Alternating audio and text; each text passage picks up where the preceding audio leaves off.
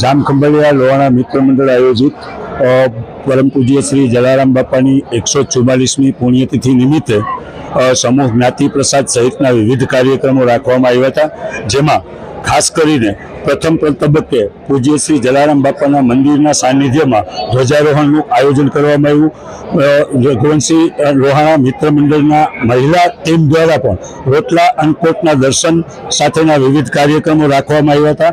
એની સાથોસાથ આ મહિલા મિત્ર મંડળ દ્વારા એમના રોટલાનો મહાપ્રસાદનો લાભ લોહાણા મિત્ર મંડળ દ્વારા આયોજિત આ જ્ઞાતિના સમૂહ જ્ઞાતમાં પ્રસાદ ગોઠવવામાં આવેલો હતો અને સાથોસાથ બ્લડ કેમ્પ તેમજ આરોગ્ય સેતુને ગતકાલે પણ એ સેતુને ખુલ્લો મૂકવામાં આવ્યો હતો। સાથોસાથ બ્લડ કેમ્પનું પણ આયોજન કરવામાં આવ્યું હતું।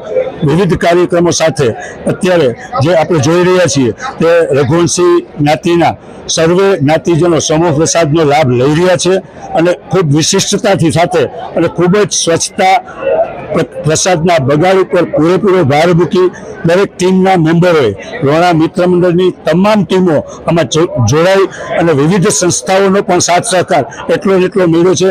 જ્યારે ખંભાળિયા શ્રી લોહાણા મહાજન ના તમામ ટ્રસ્ટીશ્રીઓ વગેરે આ કાર્યમાં સહભાગી બની અને પૂરતો સહકાર ફાળવેલો છે।